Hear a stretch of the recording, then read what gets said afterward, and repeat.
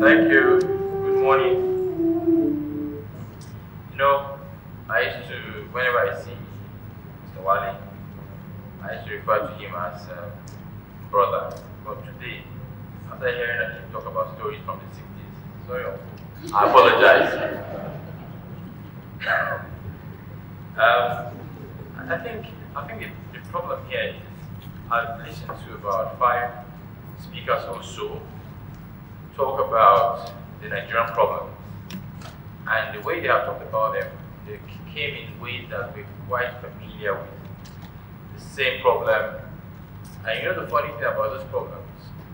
When you talk to somebody from the south, the east, the north, the west, they tell you the same problems. The things bothering us up south, or down south, or up north, west, or east are the same things across board. Nothing is different. And you know why this is even more interesting? It's more interesting because in the last 50 or 60 years, those problems have actually been the same. They just come in different shapes and sizes and meet different kinds of people. It is on record that Nigeria has the highest number of youth to adult ratio, which means we have about one adult or one maybe over 50 years old to about 40 young people. And this is a problem because we're not doing the right things to ensure that we manage that number. So somebody would ask, I have somebody speak about the buying and selling of stuff, things, what can we possibly do that can bring everybody together? Now, this is why I think there's a problem. As a government, and you're faced with this kind of ratio, and then you look around and you realize that nearly every turn you make, you are seeing a huge number of young people who are not going to school, who are constantly telling you that they need money to start a business. And every day this number grows. Last week, Monday, I was in Aba. And while in Aba, you could see that nearly everybody from the country, I would say Nigeria was in Aba because on Mondays are the days that the goods that come into Aba are being opened. They don't open them any other day but Mondays. On Mondays, there were Hausa people there, there were Yoruba people there, there were Igbos, there were Cross River, Rivers. Everybody was there to open the bill to pick what they're going to need to go and sell. So, when we talk about the problem in Nigeria, I think the real issue here is how can we leverage on our comparative economic advantages. Now, these comparative economic advantages are the things that make me forget whether Mr. Wale is Yoruba or Dr. over there is Igbo. But we are talking about one thing: economic development, economic enrichment for ourselves. When I was campaigning, I had the rare privilege to visit everywhere in this country. And when we went to Sharada in Kano, we saw people that have been beating leather, hides and skin for the last 60 to 70 years, maybe 3 or 4 generations. But do you know that after they beat all of this leather, semi-processed, people from France and Spain come to buy this leather, a 3 meter by 3 meter piece of leather for $2. And when they take that piece of leather back to Europe, they're able to make shoes that they will sell on the shelf for as high as $10,000, as low as $3,000. Talking about Louis Vuitton. Kano is the second largest supplier of leather to Louis Vuitton. But just go down the road to Ari Market in Aba, and then you will see how thousands and thousands of young people are trying to manufacture shoes. And when you ask them, where do you get the raw material for this, they tell you they source them from Congo, from Zaire. When right there at the backyard in Kano, you can get these products. And this is where I expect government to come together and say, let us see how we can bring the leather we have in Aba, the leather we have from Kusharada in Kano, to what we have, the skills that we have in Aba, and see how we can harness this together. Nobody's interested in that. You just want to ship the leather out, get the $2 for a 3 meter by 3 meter piece of leather, and they're fine. This is where government must come in to help us identify the things that we have in all the regions and how we can collaborate. Because that's the only thing that will make me wake up in the morning and call Mr. Adewale in the morning and say, bro, how now? When is the money landed? Because that's the only thing that can unite us right now. And that's the biggest problem we're facing, poverty. So it's that poverty that makes you lose your mind and think that because somebody drives with a flashy car or well-dressed clothes, you think he's your enemy. And he's not. If you want to even dig deep, you find out that he's just trying to live his life as well. But because the poverty level has dug so deep, we're now having people that are so worried about your well-being and mistaking your well-being for their own problems. I also expect us at this stage to be talking vehemently on data management systems. Nigeria will not work like this. I can't even survive.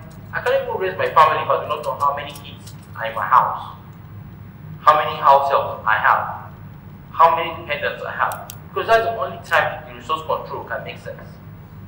But we're having a country where, if I ask Mr. Wale now from Ministry of Education how many Nigerians are in school today, since it's come from the Ministry of Education, he will give me a slightly different figure from his Oga.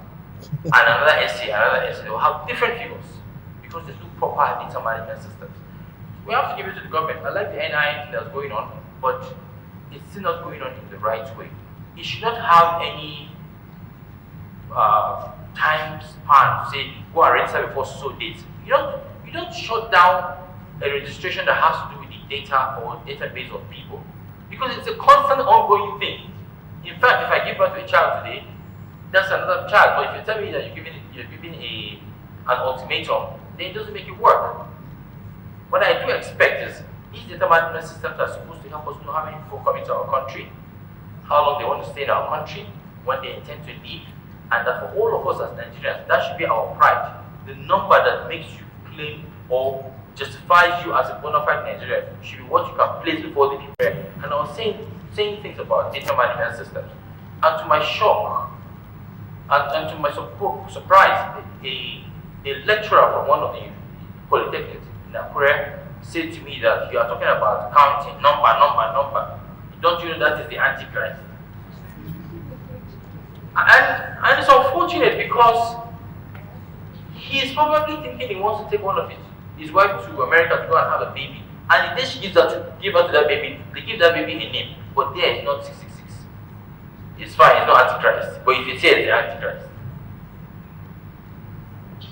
We've also talked about some of the problems that we have, like banditry, like cattle rustlers, like unnecessary fighting here and there.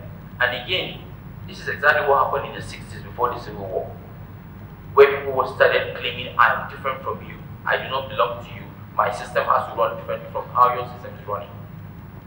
The truth, guys, is that all of these problems are not the primary issue. So people think that banditry or insecurity is the problem. Insecurity is the secondary issue. The first primary issue here is lack of education. And if today we are complaining that in the north we have so many bandits, I would like the general here to please send a message to the governor, because that's my state, by the way, that the reason why we're having the problems that we're having is because we have clearly been hypocritical for so many years. I'll give you an example.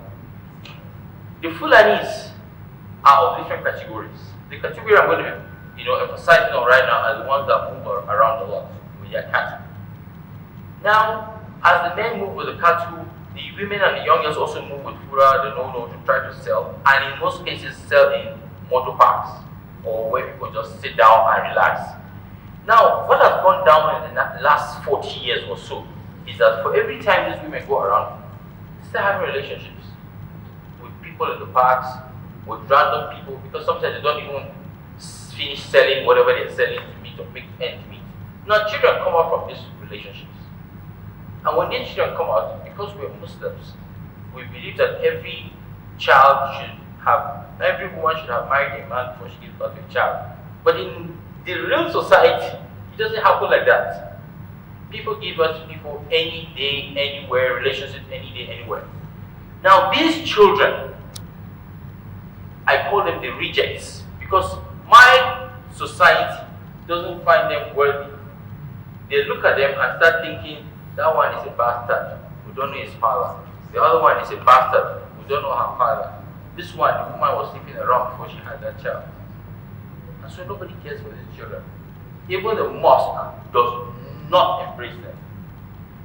So they grow up, find out they've been rejected, they can't do anything to society, and they start moving around. They are very angry. That is why when you see the kidnappers, when they finish dealing with the people or shooting the people, they're not doing it in any way that will come with any sort of remorse. They are angry. They've been rejected by society. And with our hypocrisy, when we talk about religion and all of the other cultural things that we only, they only really apply when it comes to the rich people in society.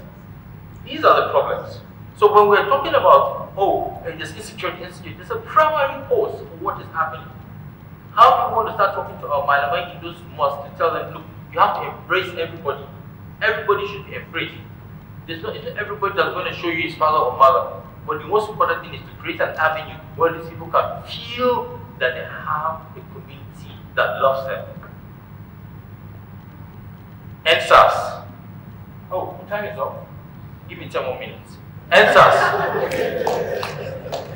NSAS did not work. NSAS did not work not because we got tired. No. That was not the reason. It didn't work because we are still not ready. How are we not ready? While that protest was going on, unknown faces, unknown plans, yet things seem to be working in the direction that most of us in this room were happy with. What is that direction?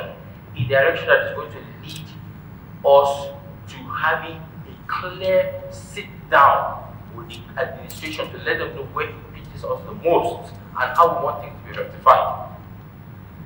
But it didn't happen because as young people, once again, we failed to realize that ethnicity, religion, political party, ideological affiliation, gender, age bracket are the problems that we are facing. And so somebody will come here and they'll say, oh, you are not in my class level, we don't want you here, you're enjoying. Or another person comes and says, no, we don't want you. We saw you shaking hands with this government and now you want us to be with you. In trying to solve this Nigerian problem, you need everybody. Good, bad, ugly. Even the ugliest. Because somehow, some way, that is the only way we're going to get a solution to our problems. So I'm appealing to everybody here. If we want this thing to work, if we want this space to work, because I don't want to be anywhere else but Nigeria. If we want Nigeria to truly work, then we have to be honest with ourselves. We have to say the truth, regardless of who's always being bored. Thank you, Pierre. Thank you very much.